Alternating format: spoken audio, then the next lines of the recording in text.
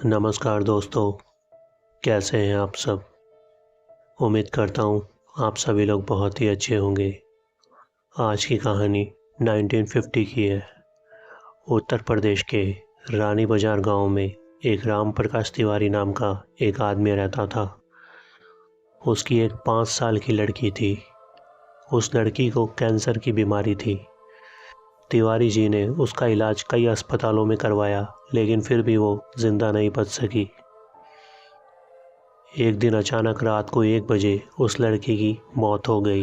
वहीं दूसरी तरफ एक मोगड़ा नाम के गांव में एक संगीता नाम की लड़की की ट्रक से कुचले जाने की वजह से मौत हो गई। तब उस औरत के घर वालों ने मिलकर उसका अंतिम संस्कार कर दिया। वहीं दूसरी तरफ जब रानी बाजार में उस लड़की को दफन करने के लिए लेकर जा रहे थे, तभी अचानक वो लड़की उठकर खड़ी हो गई। वो अपने पैरों पर चलने लगी। यह नज़ारा देखकर सभी लोग बहुत ज़्यादा डर गए, लेकिन तिवारी जी का पूरा परिवार बहुत खुश हो गया था कि हमारी बेटी फिर से ज़िंदा हो गई। लेकिन उन लोगों को ये नहीं पता था कि उस लड़की के शरीर में कोई दूसरी आत्मा प्रवेश कर चुकी है। दरअसल उस 5 साल की लड़की के अंदर संगीता की आत्मा प्रवेश कर चुकी थी।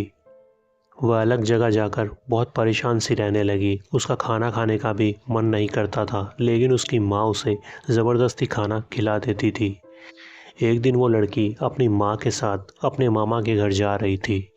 तभी रास्ते में अचानक वो उसी जगह पर पहुंच गई जहां संगीता को उस ट्रक ने कुचला था। तब वो बच्ची अपनी माँ को अपने हाथ से इशारा करके ये बताने लगी कि ये रास्ता मेरे गांव की तरफ जाता है। लेकिन उसकी माँ ने उसकी बातों पर बिल्कुल भी ध्यान नहीं दिया। उसकी माँ को लगा शायद ये ऐसे ही बकबक कर रही है। उसके थोड़ी ही देर बाद वो लोग उसके मामा के घर पर पहुंच गए।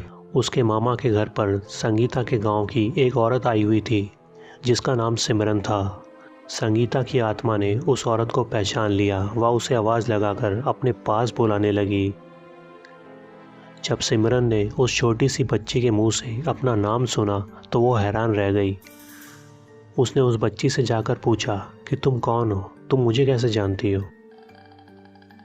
तब उस बच्ची के रूप में उस संगीता की आत्मा ने अपने साथ घटी पूरी घटना के बारे में उन सभी लोगों को बता दिया कि मेरे घर वालों ने मुझे मेरी मौत से पहले ही जिंदा जला दिया। मैं पूरी तरह से मरी नहीं थी, बल्कि मैं सिर्फ बेहोश हुई थी।